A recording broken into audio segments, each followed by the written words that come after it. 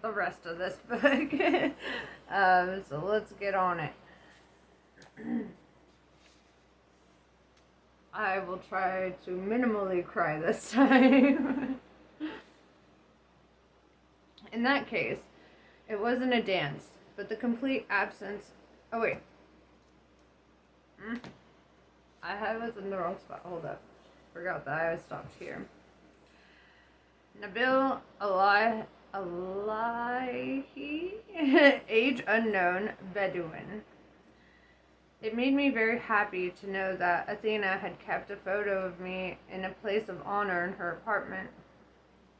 But I don't really think that I taught her, I don't really think what I taught her had any real use. She came here to the desert, leading a 3-year-old boy by the hand. She opened her bag, took out a cassette tape player, and sat down outside my tent. I know that people from the city usually give my name to foreigners who want to experience some local cooking. And so I told her at once that it was too early for supper. I came here for another reason, she said. Your nephew, Hamid, is a client at the bank where I work, and he told me that you're a wise man. Hamid is a rather foolish youth who may well say that I'm a wise man, but who never follows my advice. That look was for all the people who read my tarot readings. Muhammad, the prophet, may the blessings of God be upon him, he was a wise man. I pointed to her car. You shouldn't drive alone in a place you don't know, and you shouldn't come here without a guide. Instead of replying, she turned on the tape player. Then all I could see was this young woman dancing on the dunes, and her son watching her in joyous amazement. And the sound seemed to fill the whole desert. When she finished, I asked if she enjoyed it. I said that I had. There is a sect in our religion that uses dance as a way of getting closer to Allah. Blessed be his name. Editor's note. The sect in question is Sufism. I don't know if you guys know about anything about the Sufis. Whatever. That's a whole other thing. Well, said the woman, who introduced herself as Athena, ever since I was a child, I felt that I should grow closer to God. But life always took me farther away from him. Music is one way I've discovered of getting close, but it isn't enough. Whenever I dance, I see a light, and that light is now asking me to go further, but I can't continue learning on my own. I need someone to teach me. Anything will do, I told her, because Allah, the Merciful, is always near. Lead a decent life, and that will be enough. But the woman appeared unconvinced. I said that I was busy, that I needed to prepare supper for the few tourists who might appear. She told me that she'd wait for as long as necessary. And the child? Don't worry about him. While I was making my usual preparations, I observed the woman and her son. They could have been the same age. They ran about the desert, laughed, threw sand at each other, and rolled down the dunes. The guide arrived with the 3 German tourists who ate and asked for beer, and I had to explain that my religion forbade me to drink or to serve alcoholic drinks. I invited the woman and her son to join us for supper, and in that unexpected female presence, one of the Germans became quite animated. He said that he was thinking of buying some land, that he had a large fortune saved up and believed in the future of that region. Great, she replied. I believe in the region too. It would be good to have supper somewhere, so that we could talk about the possibility of... No, she said, holding a card out to him, but if you like, you can get in touch with my bank. When the tourists left, we sat down outside the tent. The child soon fell asleep on her lap. I fetched blankets for us all, and we sat looking up at the starry sky. Finally, she broke the silence. Why did Hamid say that you were a wise man? Perhaps so that I'll be more patient with him. There was a time when I tried to teach him my art, but Hamid seemed more interested in earning money. He's probably convinced by now that he's wiser than I am. He has an apartment and a boat while I'm here in the middle of the desert making meals for the occasional tourist. He doesn't understand that I'm satisfied with what I do. He understands perfectly, and he always speaks of you with great respect. What do you mean by your art? I watched you dancing today. Well, I do the same thing, except that it's the letters, not my body, that dance. She looked surprised. My way of approaching Allah, may his name be praised, has been through calligraphy. In the search for the perfect meaning of each word, a single letter requires us to distill in it all the energy it contains, as if we were carving out its meaning. When sacred texts are written, they contain the soul of the man who served as an instrument to spread them throughout the world. And that doesn't apply only to sacred texts, but to every mark we place on paper. Because the hand that draws each line reflects the soul of the person making that line. Would you teach me what you know? First, I don't think anyone as full of energy as you would have the patience for this. Besides, it's not part of your world, where everything is printed without. If you'll allow me to say so, much thought being given to what is being published. I'd like to try. And so for more than 6 months, that woman, whom I judged to be too restless and exuberant to be able to sit still for a moment, came to visit me every Friday. Her son would go to one corner of the tent, take up paper and brushes, and he too would devote himself to revealing in his paintings whatever the heavens determined. When I saw the immense effort it took her to keep still and to maintain the correct posture, I said, "Don't you think you'd be better off finding something else to do?" She replied, "No, I need this. I need to calm my soul. And I still haven't learned everything you can teach me. The light of the vertex told me that I should continue." I never asked her what the vertex was, nor was I interested. The first lesson, and perhaps the most difficult, was patience. Writing wasn't just the expression of a thought, but also a way of reflecting on the meaning of each word. Together, we began work on texts written by an Arab poet, because I do not feel that the Quran is suitable for someone brought up in another faith. I dictated each letter, and that way she could concentrate on what she was doing, instead of immediately wanting to know the meaning of each word or phrase or line. Once someone told me that music had been created by God, and that rapid movement was necessary for people to get in touch with themselves, said Athena. On one of those afternoons we spent together. For years I felt that this was true, and now I'm being forced to do the most difficult thing in the world: slow down. Why is patience so important? Because it makes us pay attention. But I can dance, obeying only my soul, which forces me to concentrate on something greater than myself, and brings me into contact with God.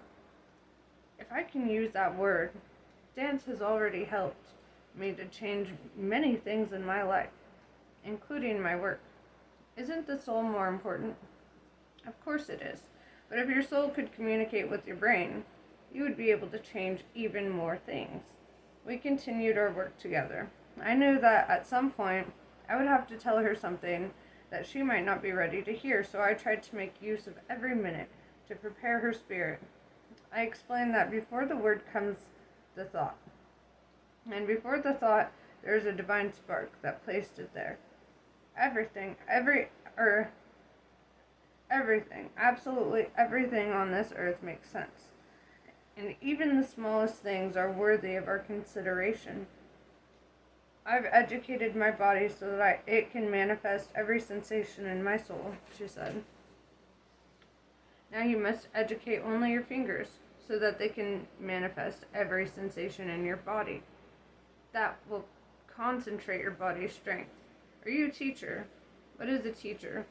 I'll tell you.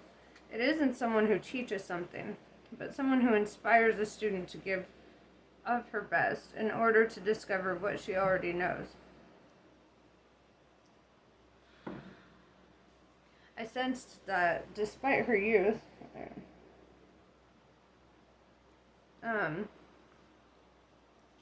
Athena had already experienced this. Writing reveals a personality, and I could see that she was aware of being loved, not just by her son, but also by her family, and possibly by a man. I saw, too, that she had mysterious gifts, but I tried never to let her know that I knew this, since these gifts could bring about not only an encounter with God, but also her perdition. I taught her not only calligraphy techniques, I also tried to pass on to her the philosophy of the calligraphers. The brush with which you are making these lines is just an instrument. It has no consciousness. It follows the desires of the person holding it. And in that, it is very like what we call life. Many people in this world are merely playing a role, unaware that there is an invisible hand guiding them.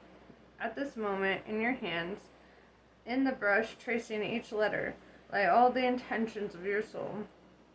Try to understand the importance of this. I do understand, and I see that it's important to maintain a certain elegance. You tell me to sit in a particular position to venerate the materials I'm going to use, and only to begin when I've done so. Naturally, if she respected the brush that she used, she would realize that in order to write, she must cultivate serenity and elegance.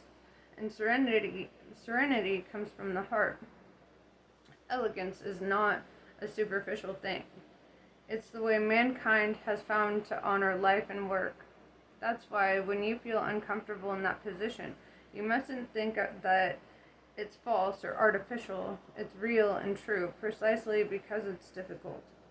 That position means that both the paper and the brush feel proud of the effort you're making. The paper ceases to be flat, colorless surface. The paper ceases to be flat, colorless surface and takes on the depths of the things. Sorry, my ADHD, guys. I'm like, let me be distracted for real fast. Okay. Well, we're talking about patience and focus,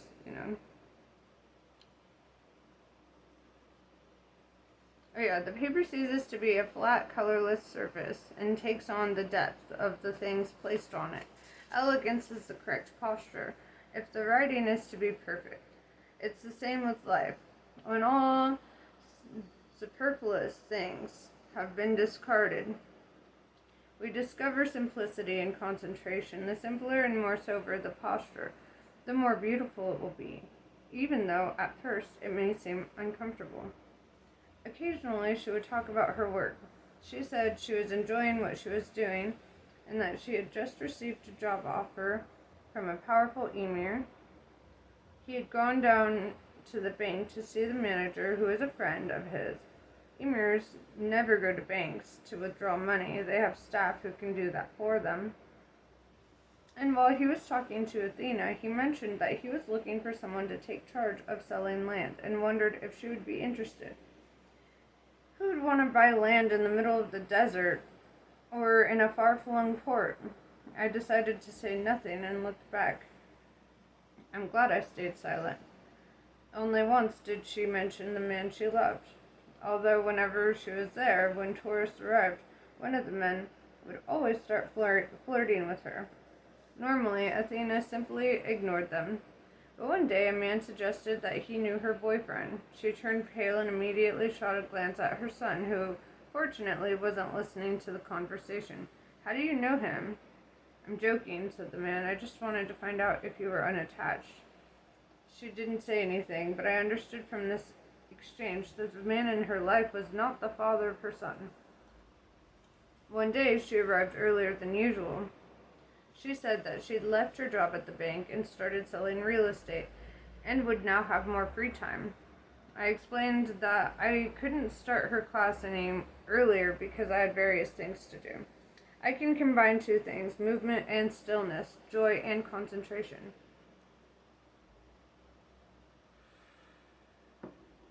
She went over to the car to fetch her cassette tape player, and from then on, Athena would dance in the desert before the start of our class, while the little boy ran around her laughing. When she sat down to practice calligraphy, her hand was steadier than usual. There are two kinds of letters, I explained. The first is precise, but lacks soul. In this case, although the calligrapher might have mastered the technique, he has focused solely on the craft, which is why it hasn't evolved, but become repetitive. He hasn't grown at all, and one day he'll give up the practice of writing because he feels it is mere routine. For the second kind is done with great technique, but with soul as well. For that to happen, the intention of the writer must be in harmony with the word. In this case, the saddest verses cease to be clothed in tragedy and are transformed into simple, fast encounters along the way. "What do you do with your drawings?" asked the boy in perfect Arabic. He might not understand our conversation, but he was eager to share in his mother's work. "I sell them." "Can I sell my drawings?" "You should sell your drawings. One day you'll become rich that way and be able to help your mother." He was pleased by my comment and went back to what he was doing, painting a colorful butterfly. "And what shall I do with my text?" asked Athena. "You know the effort it took to sit in the correct position, to quiet your soul, keep your intentions clear, and respect each letter, each word. Meanwhile, keep practicing. After a great deal of practice, we no longer think about all the necessary movements we must make. They become part of our existence. Before reaching that stage, however, you must practice and repeat. And if that's not enough, you must practice and repeat some more. Look at a skilled blacksmith working steel. To the untrained eye, he is merely repeating the same hammer blows.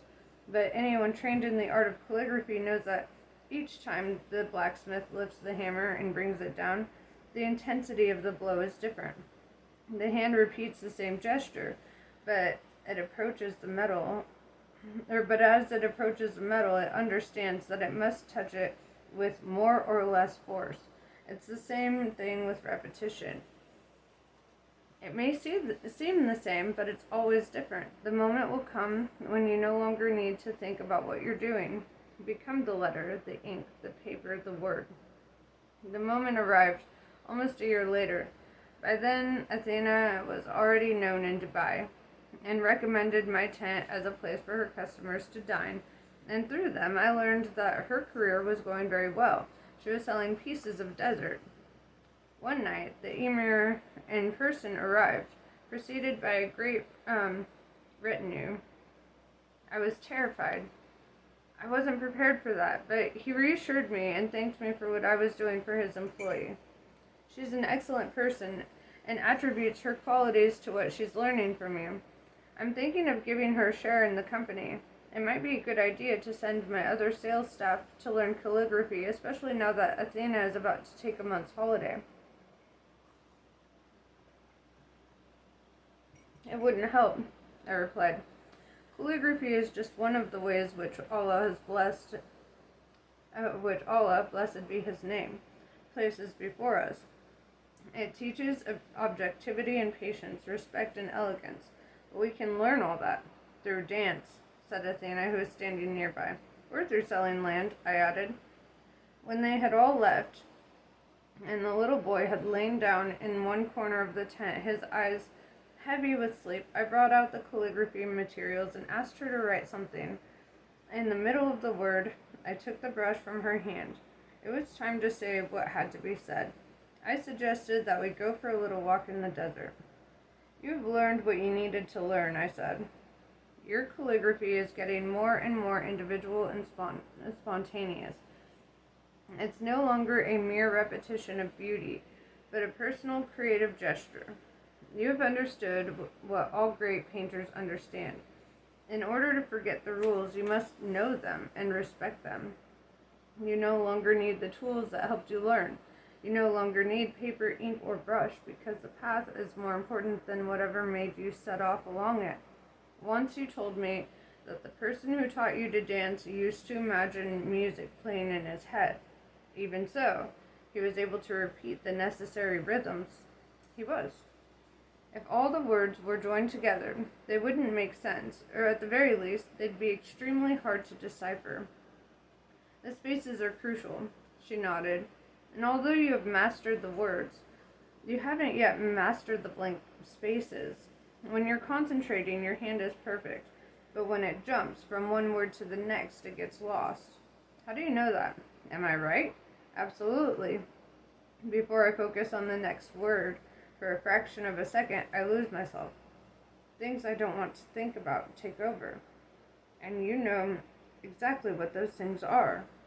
Athena knew, but she said nothing until we went back to the tent, and she could cradle her sleeping son in her arms. Her eyes were full of tears, although she was trying hard to control herself. The emir said that you were going on holiday. She opened the car door and put the key in the ignition and started the engine. For a few moments, only the noise of the engine troubled the silence of the desert. I know what you mean, she said at last. When I write, when I dance, I'm guided by the hand that created everything. When I look at Bioral sleeping, I know that he knows he's the fruit of my love for his father, even though I haven't seen his father for more than a year. But she fell silent again. Her silence was a blank space between the words. But I don't know the hand that first rocked me in the cradle, the hand that wrote me in the book of the world. I merely nodded. Do you think that matters? Not necessarily, but in your case, until you touch that hand, your, shall we say, calligraphy will not improve. I don't see why I should bother to look for someone who never took the trouble to love me. She closed the door, smiled, and drove off. Despite her last words, I knew what her next step would be. Samira R. Khalil, Athena's mother. It was as if all her professional success, her ability to earn money, her joy at having found a new love, her contentment when she played with her son, my grandson, had all been relegated to second place. I was quite simply terrified when Shireen told me that she decided to go in search of her birth mother. At first, of course, I took consolation in the thought that the adoption center would no longer exist. The paperwork would all have been lost. Any officials she encountered would prove implaceable. The recent collapse of the Romanian government would make travel impossible, and the womb that bore her would long since have vanished. This, however, provided only a momentary consolation. My daughter was capable of anything and would overcome seemingly impossible obstacles. Damn straight!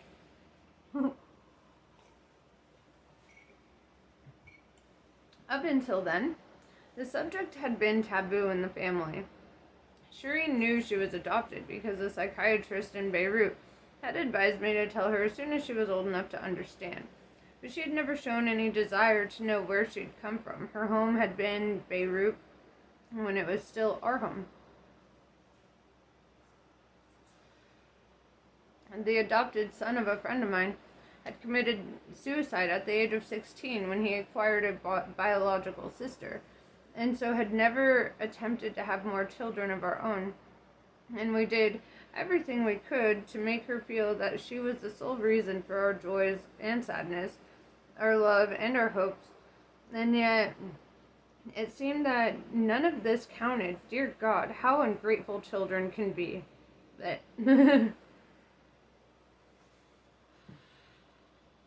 knowing my daughter as I did, I realized that there was no point in arguing with her about this. My husband and I didn't sleep for a whole week. And every morning, every evening, we were bombarded with the same question: whereabouts in Romania was I born? To make matters worse, Bioral kept crying, as if he understood what was going on. I decided to consult a psychiatrist again. I asked why a young woman who had everything in life should always be so dissatisfied. We all want to know where we come from, he said. On the philosophical level, that's the fundamental question for all human beings. In your daughter's case, I think it's perfectly reasonable that she should want to go in search of her roots. Wouldn't you be curious to know? No, I wouldn't. On the contrary, I think it's dangerous to go in search of someone who had denied and rejected me when I was still too helpless to survive on my own. But the psychiatrist insisted, rather than getting into a confrontation with her, try to help. Perhaps when she sees that it's no longer a problem for you, she'll give up. The years she spent far from her friends must have created a sense of emotional need, which she's now trying to make up for by provoking you like this. She simply wants to be sure that she's loved. It would have been better if Shireen had gone to the psychiatrist herself. Then she would have understood the reasons for her behavior. Show that you're confident and don't see this as a threat. And if in the end she really does go ahead with it, simply give her the information she needs. And as I understand it, she's always been a difficult child. Perhaps she'll emerge from this search a stronger person.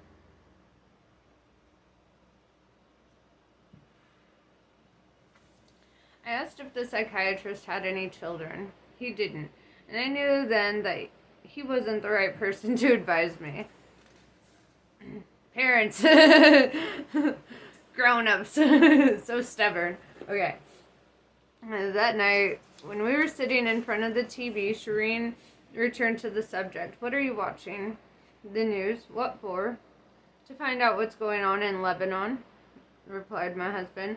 I saw the trap, but it was too late. Shireen immediately pounced on this opening. You see, you're curious to know what's going on in the country you were born.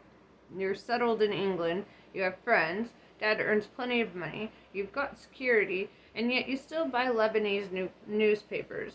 You channel hop until you find a bit of news to do with Beirut. You imagine the future as if it were the past, not realizing that the war will never end. What I mean is that if you're not in touch with your roots, you feel as if you've lost touch with the world. Is it so very hard, then, for you to understand what I'm feeling? You're our daughter, and proud to be. And I'll always be your daughter. Please don't doubt my love or my gratitude for everything you've done for me.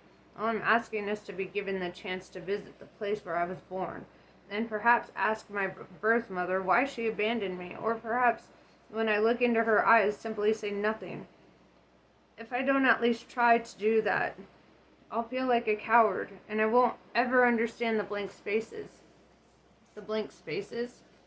I learned calligraphy while I was in Dubai. I dance whenever I can, but music only exists because the pauses exist, and the sentences only exist because the blank spaces exist.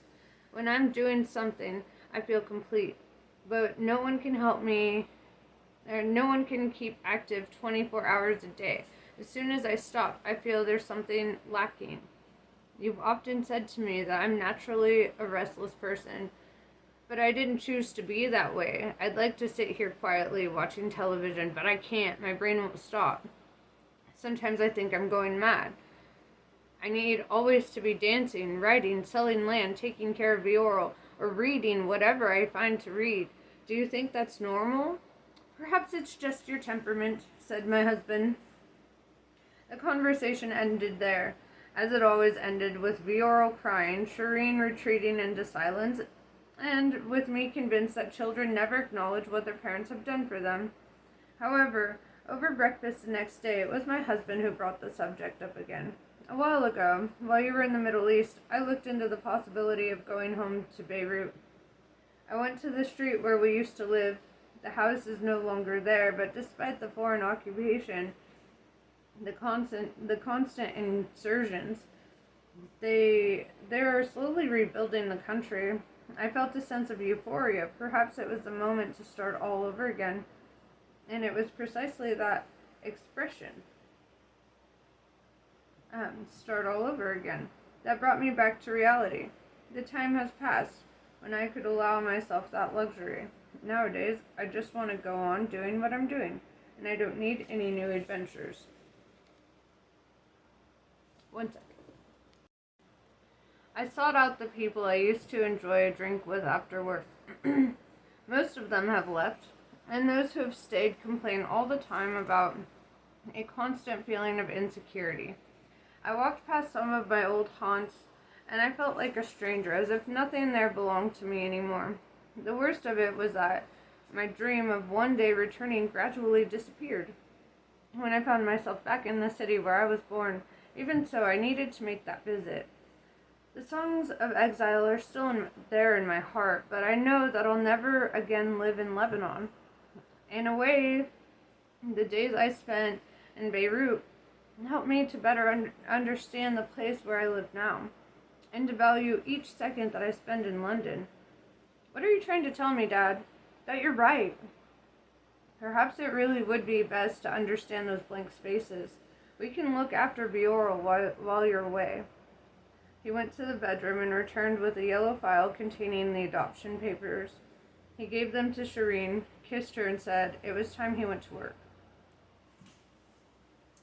Heron Ryan, journalist.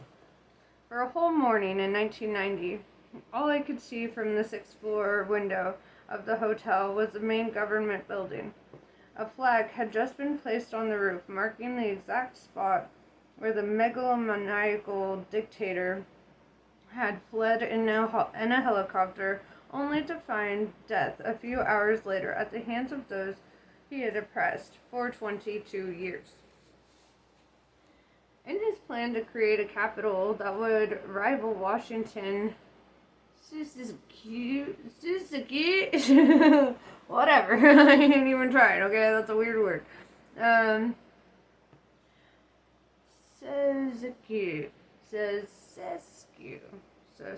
Okay, I'm done. Had ordered all the old houses to be razed to the ground. Indeed, Bucharest had the dubious honor of being described as a city that had suffered the worst destruction outside of a war or natural disaster. The day I arrived, I attempted to go for a short walk with my interpreter, but in the streets I saw only poverty, bewilderment, and a sense that there was no future, no past, no present. The people were living in a kind of limbo, with little idea of what was happening in their country or in the rest of the world. When I went back 10 years later and saw the whole country rising up out of the ashes, I realized human beings can overcome any difficulty, and that the Romanian people were a fine example of that. But on the other gray morning, in the gray foyer of a gloomy hotel, all I was concerned about was whether my interpreter would manage to get a car and enough petrol so that I could carry out some final research for the BBC documentary I was working on. It was taking a very long time, and I was beginning to have my doubts. Would I have to go back to England, having failed to achieve my goal? I'd already invested a significant amount of money in my contracts with historians and the script and filming interviews, but before BBC would sign the final contract, they insisted on me visiting Dracula's castle to see what state it was in. The trip was costing more than I expected. I tried phoning my girlfriend, but was told that I'd have to wait nearly an hour to get a line. My interpreter might arrive any moment with a car, and there was no time to lose, so I decided to not risk waiting. I asked around to see if I could buy an English newspaper, but there was none to be had. To take my mind off of my anxiety, I started looking, as discreetly as I could, at the people around me, drinking tea, possibly oblivious to everything that had happened the year before.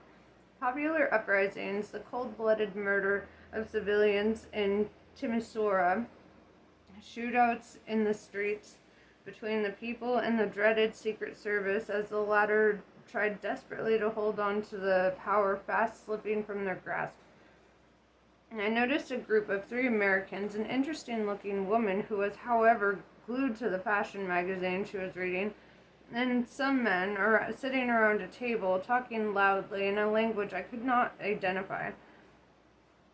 I was just about to get up again and go over to the entrance to see if my interpreter was anywhere to be seen, but when she came in, she must have been a little bit more than 20 years old.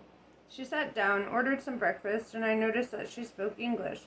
None of the other men appeared to notice her arrival, but the other woman interrupted her reading.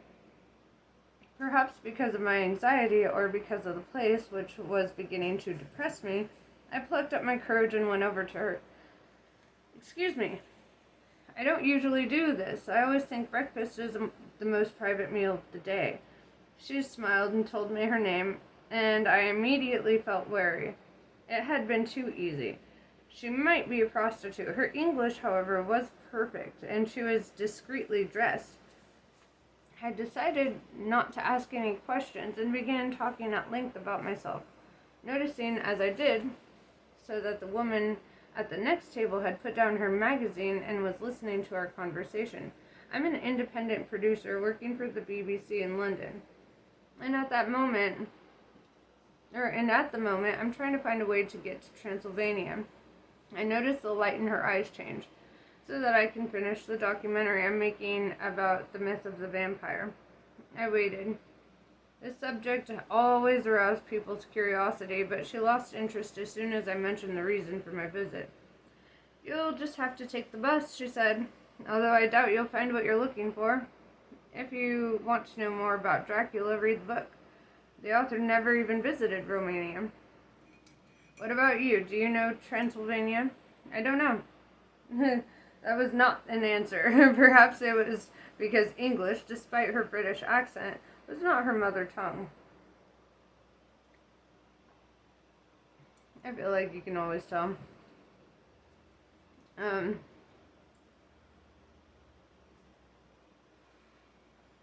I'm going there too," she said.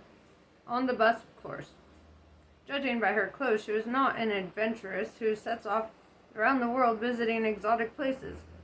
The idea that she might be a prostitute returned. Perhaps she was trying to get closer to me. "Would you like a lift?"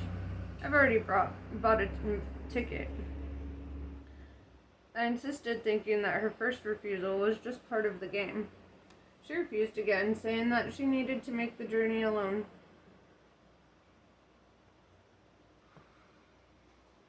I asked where she was from, and there was a long pause before she replied. "Like I said, from Transylvania." "That isn't quite what you said, but if that's so, perhaps you could help me with finding locations for the film," and my unconscious mind was telling me to explore the territory a little more, because although the idea that she might be a prostitute was still buzzing around my head, I very, very much wanted her to come with me.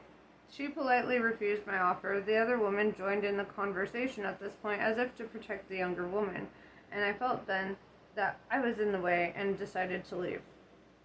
My interpreter arrived shortly afterward, out of breath, saying that he'd made all the necessary arrangements, but that, as expected, it was going to cost a lot of money. I went up to my room, grabbed my suitcase, which I'd packed earlier, got into the Russian wreck of a car, drove down the long, almost deserted avenues, and realized that I had with me my small camera, my belongings, my anxiety, and a couple bottles of mineral water, some sandwiches, and the image of someone that stubbornly refused to leave my head. Been there.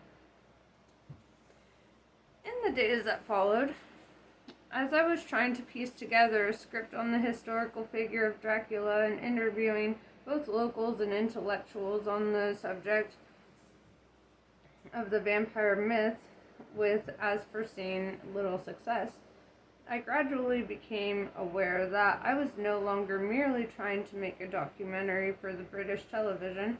I wanted to meet that arrogant, unfriendly, self-sufficient young woman whom I'd seen in the cafe in a hotel in Bucharest, and who would at that moment be somewhere nearby. I knew absolutely nothing about her, apart from her name. But like all the vampire of the myth, she seemed to be sucking up all my energy. In my world, and in the world of those I lived with, this was absurd, nonsensical, and unacceptable.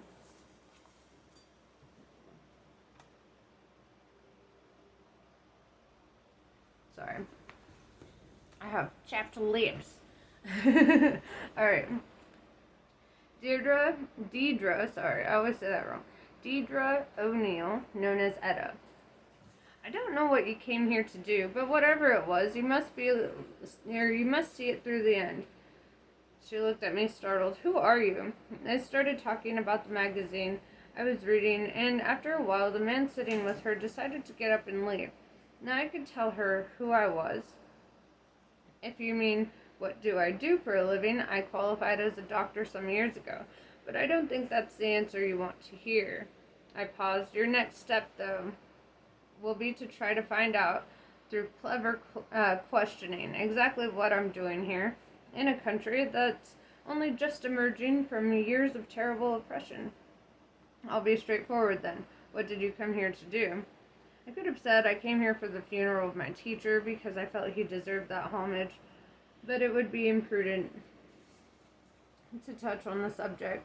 She may have shown no interest in vampires, but the word teacher would be sure to attract her attention. Since my oath will not allow me to lie, I replied with a half-truth. I wanted to see where a writer called Mircea Eliade. Ooh, I like that. Mircea Eliade lived. You probably never heard of him, but Eliade, who spent a great part of his life in France and the USA, was a world authority on myths. The young woman looked at her watch, feigning indifference, and I went on. I'm not talking about vampires, I'm talking about people who, let's say, are following the same path that you're following. She was about to take a sip of her coffee, but she stopped. Are you from the government? Are you someone my parents engaged to follow me? It was my turn, then, to feel uncertain as to whether to continue the conversation. Her response had been unnecessarily aggressive, but I could see her aura, her anxiety. She was very like me when I was her age, full of internal and external wounds that drove me to want to heal people on the physical plane and to help them find their path on the spiritual plane. I wanted to say, your wounds will help you, my dear, then pick up my magazine and leave.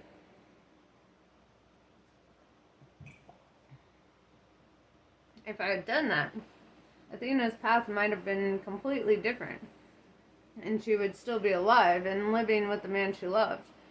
She would have brought up her son and watched him grow, get married, have lots of children. She would be rich, possibly the owner of a company selling real estate. She had all the necessary qualities to find success and happiness. She'd suffered enough to be able to use her scars to her advantage. And it was just a matter of time before she'd manage to control her anxiety and move on. So, what kept me here trying to keep the conversation? Going? The answer is very simple. Curiosity. I couldn't understand what that brilliant light was doing there, in this cold hotel foyer. I continued. Mircea Eliade wrote books with strange titles, occultism, witchcraft, and cultural fashions, for example, or the sacred and the profane. My teacher, I inadvertently let the word slip, but she either wasn't listening or else pretended not to have noticed, loved his work. And something tells me it's a subject you're interested in too. She glanced at her watch again. I'm going to Sibiu, she said. My bus leaves in an hour. I'm looking for my mother, if that's what you want to know. I work as a real estate agent in the Middle East. I have a son of nearly 4. I'm divorced. My parents live in London. My adoptive parents, of course, because I was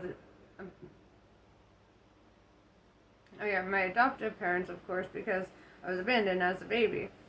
She was clearly at a very advanced stage of perception and had identified with me, even though she wasn't aware of this yet. Yes, that's what I wanted to know. Did you have to come all this way just to do research into a writer? Aren't there any libraries where you live? The fact is that Eliade only lived in Romania until he graduated from university. So if I really wanted to know about his work, I should go to Paris, London, or to Chicago, where he died. However, what I'm doing isn't research in the normal sense of the word. I wanted to see the ground where he placed his feet. I wanted to feel what inspired him to write about the things that affect my life and the lives of people I respect. Did he write about medicine too? I knew that I had better not answer that.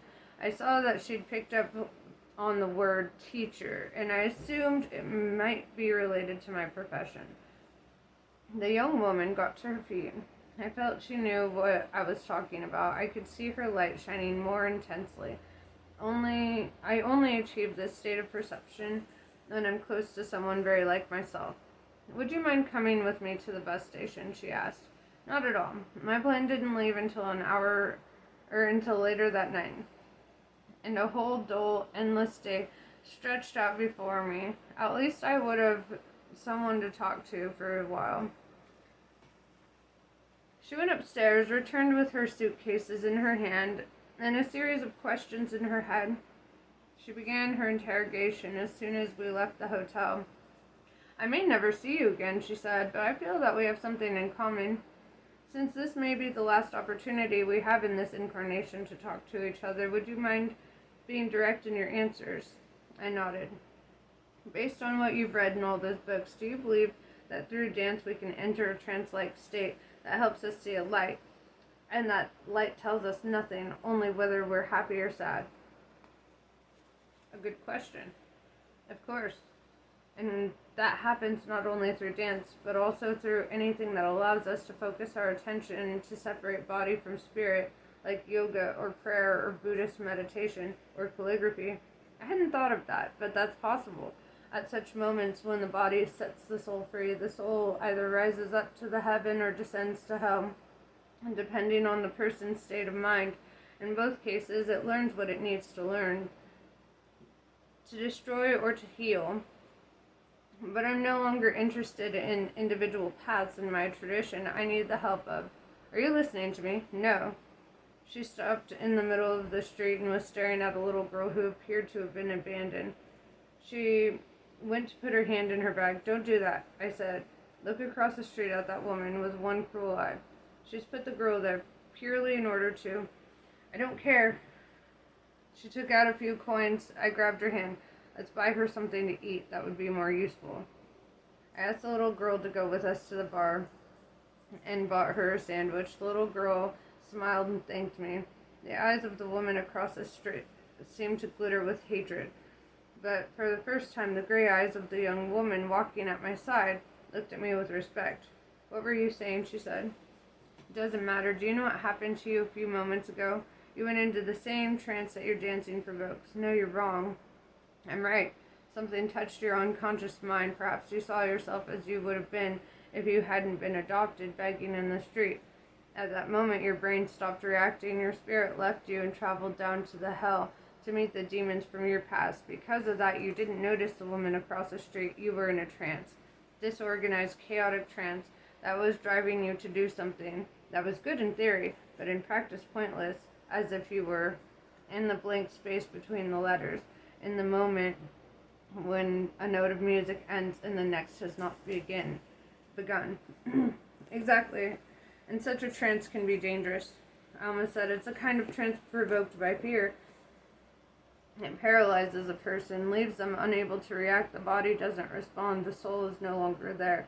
You were terrified by everything that could have happened to you had fate not placed your parents in your path.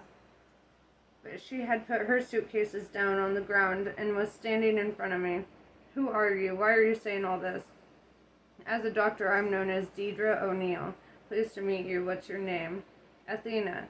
Although according to my passport, I'm Shireen Khalil. Who gave you the name Athena? No one important. But I didn't ask you for your name. I asked who you are and why you spoke to me and why I felt the same need to talk to you. Was it just because we were the only two women in that cafe? I don't think so. And you're saying things to me that make sense of my life. She picked up her bags again and continued walking toward the bus station. I have another name too, Etta. But it wasn't chosen by chance, nor do I believe it was chance that brought us together. Before us was the entrance to the bus station, with various people going in and out, soldiers in uniform, farmers, pretty women dressed as if they were living in the 1950s. If it wasn't chance, what was it? She had another half hour before her bus left, and I could have said it was the mother. Some chosen spirits emit special light and are drawn to one another, and you, Shireen or Athena, are one of those spirits, but you need to work very hard to use that energy to your advantage. I could have explained that she was following the classic path of the witch, who, through her individual persona, seeks contact with the upper and lower world, but always ends up destroying her own life. She serves others, gives out energy, she serves others, gives out energy, but receives nothing in return. I could have explained that although all paths are different, There's always a point when people come together, celebrate together, discuss their difficulties, and prepare themselves for the rebirth of the mother. I could have said that contact with the divine light is the greatest reality of a human being can experience, and yet, in my tradition, that contact cannot be made alone because we've suffered centuries of persecution, and this has taught us many things. Would you like to have coffee while I wait for the bus? No, I did not. I would only end up saying things that might, at that stage, be misinterpreted. Certain people have been very important in my life, she went on. My landlord, for example, or the calligrapher I met in the desert near Dubai. Who knows, you might have said things to me that I can share with them and repay them for all they've taught me. So she had already had teachers in her life. Excellent. Her spirit was ripe. All she needed was to continue her training. Otherwise, she would end up losing all she had achieved. But was I the right person? I asked the mother to inspire me, to tell me what to do. I got no answer, which did not surprise me. She always behaves like that when it's up to me to take responsibility for a decision. That's facts, okay? I gave Athena my business card and asked for hers. She gave me an address in Dubai, a country I would have been unable to find on the map. I decided to try making a joke to test her out a little more. Isn't it a bit of a coincidence that 3 English people should meet in a cafe in Bucharest? Well, from your card, I see that you're Scottish. The man I met apparently works in England, but I don't know anything else about him. She took a deep breath. And I'm Romanian. I gave an excuse and said that I had to rush back to the hotel and pack my bags. Now she knew where to find me. If it was written that we would meet again, we would. The important thing is to allow fate to intervene in our lives and to decide what is best for everyone. Bushalo, 65, restaurant owner. These Europeans come here thinking they know everything, thinking they deserve the very best treatment, that they have the right to bombard us with questions that we're obliged to answer. On the other hand, they think that by giving us some tricksy name like travelers or Roma, they can put right the many wrongs they've done us in the past. Why can't they just call us gypsies and put an end to all the stories that make us look as if we were cursed in the eyes of the world?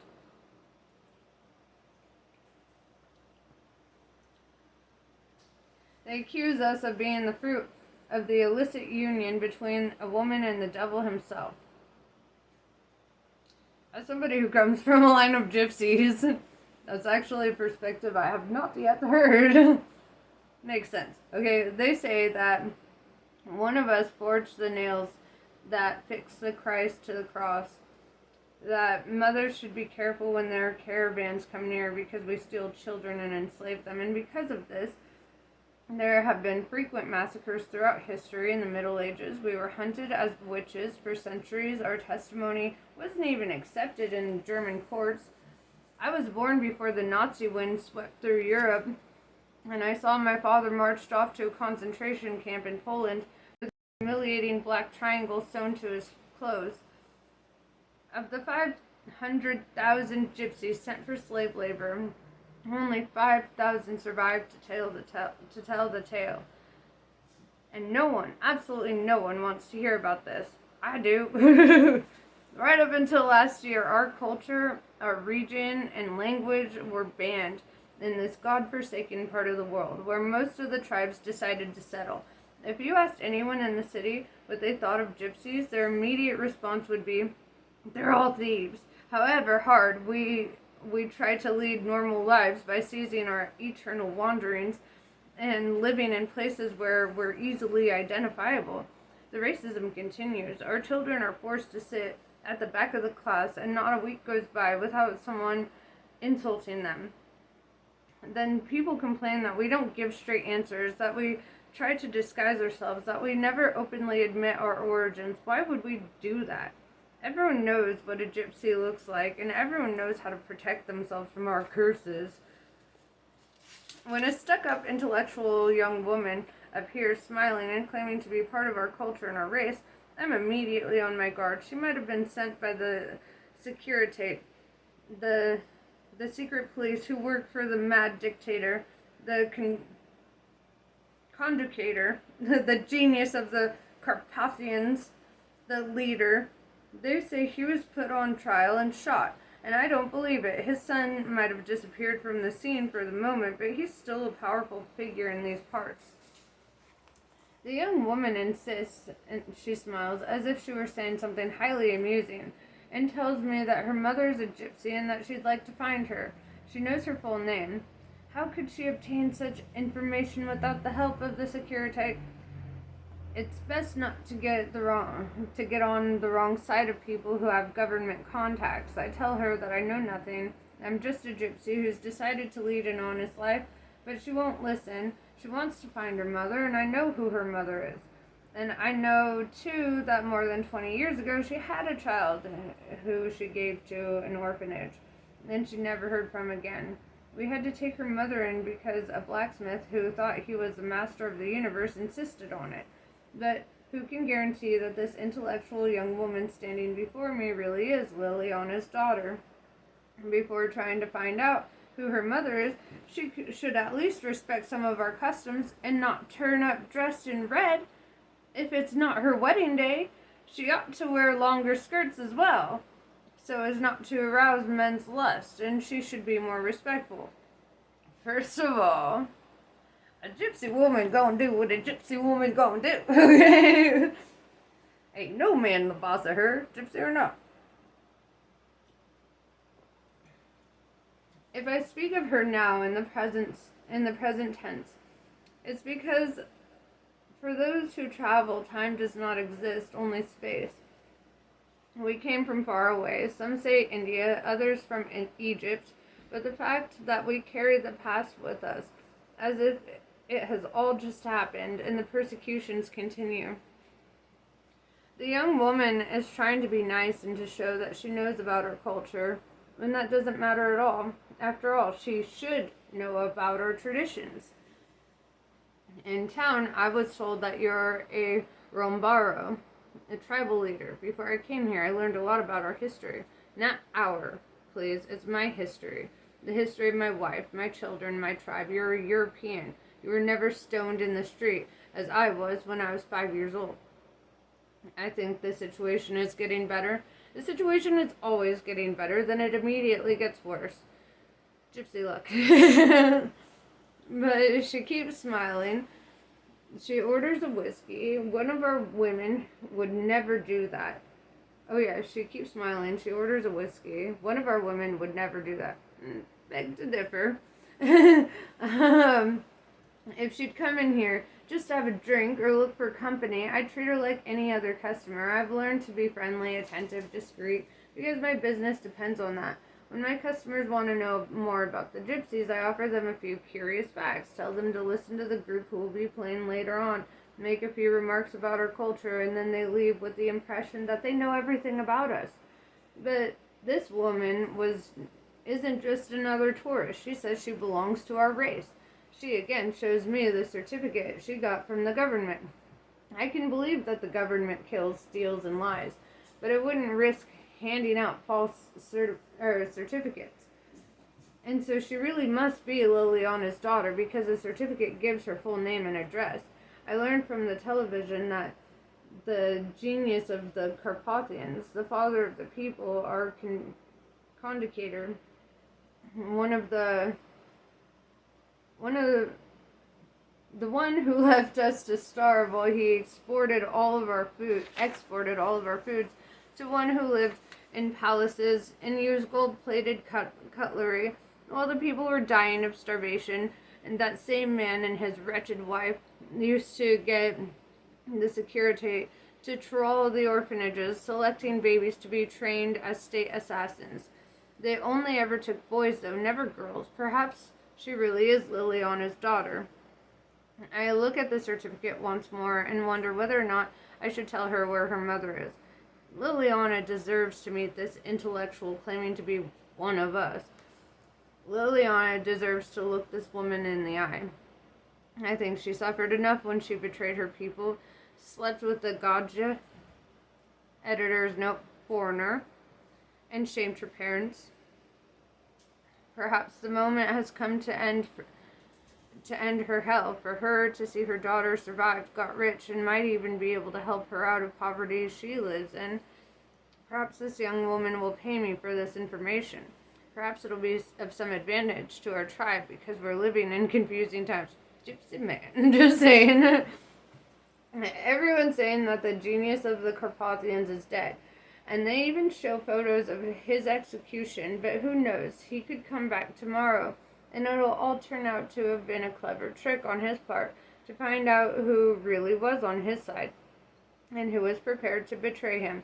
The musicians will start playing soon, and I'd better start talking business. I know where you can find this woman. I can take you to her. I adopt a friendlier tone of voice, but I think that information is worth something. I was prepared for that, she says, holding out a much larger sum of money than I was going to ask for. That's not even enough to pay for the taxi fare. I'll pay you the same amount again when I reach my destination. And I sense that for the first time she feels uncertain. She suddenly seems afraid of what she's about to do. I grab the money she's placed on the counter. I'll take you to see Liliana tomorrow. Her hands are trembling. She orders another whiskey. But suddenly a man comes into the bar, sees her, blushes scarlet, and comes straight over to her. I gather that they only met yesterday, and yet here they are, talking as if they were old friends. His eyes are full of desire. She's perfectly aware of this and encourages him. The man orders a bottle of wine, and the two sit down at the table. And it's as if she's forgotten all about her mother. However, I want the other half of that money. When I serve them drinks, I tell her I'll be at the hotel at 10 o'clock in the morning.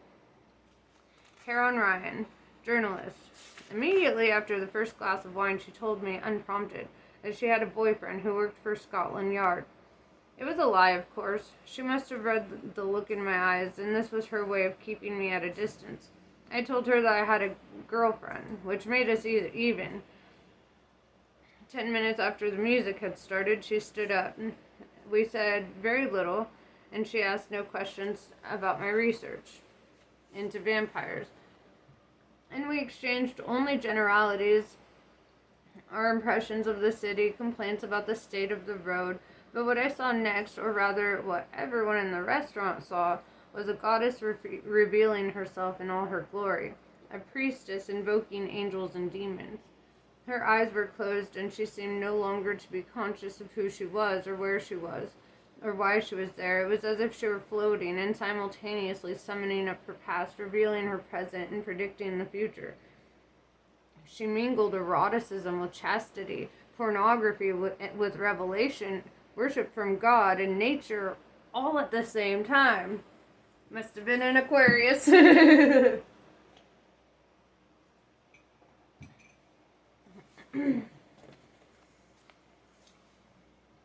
People stopped eating and started watching what was happening. She was no longer following the music.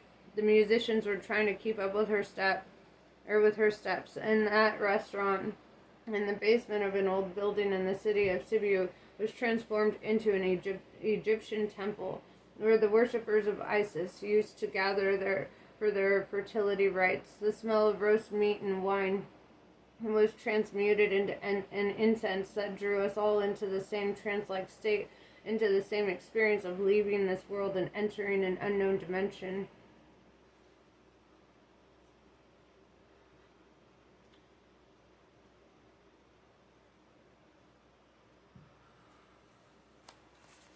Like I said earlier in the book, this woman was deified, okay? This is a straight up goddess. The string and wind instruments had given up, only the percussion played on. Athena was dancing as if she were no longer there, with sweat running down her face, her bare feet beating on the wooden floor. A woman got up and very gently tied a scarf around her neck and breasts, because her blouse kept threatening to slip off her shoulders. Athena, however, appeared not to notice. She was inhabiting other spheres, experiencing the frontiers of worlds that almost touch ours but never reveal themselves. The other people in the restaurant started clapping in time to the music, and Athena was dancing ever faster, feeding on that energy, spinning around and around. balancing in the void, snatching up everything that we, poor mortals, wanted to offer to the supreme divinity. And suddenly she stopped. Everyone stopped, including the percussionist. Her eyes were still closed, but tears were now rolling down her cheeks. She raised her arms in the air and cried, "When I die, bury me standing, because I've spent all of my life on these knees." No one said anything. She opened her eyes as if waking from a deep sleep and walked back to the table as if nothing had happened. The band started up again and couples took to the floor in an attempt to enjoy themselves, but the atmosphere in the place had changed completely. People soon paid their bills and started to leave the restaurant. "Is everything all right?" I asked when I saw that she'd recovered from the physical effort of dancing. "I feel afraid. I discovered how to reach a place I don't want to go." "Do you want me to go with her, or with you?" She shook her head.